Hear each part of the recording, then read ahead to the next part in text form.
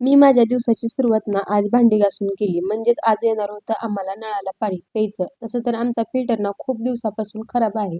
म्हणून ना आम्हाला प्यायचं पाणी आलं ना पाणी भरावं लागतं. आम्हाला सांडायचा पाण्याचा काही प्रॉब्लेम नाही कारण बोर आहे आमच्याकडे.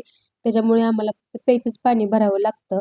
आणि नंतर ना मला स्वयंपाक करताना असं मधीच कुठलं काम करू वाटत नाही म्हणून म्हणलं अगोदर भांडी वगैरे घासावी. मी ना इकडे स्वयंपाकाच्या अगोदर घेतली नाश्त्याची तयारी करायला कारण ना त्रिशाच्या पप्पांना शनिवार रविवार असे 2 सलग उपवास असतात. म्हणून म्हणलं आज नाश्त्याला शिरा वगैरे करावा.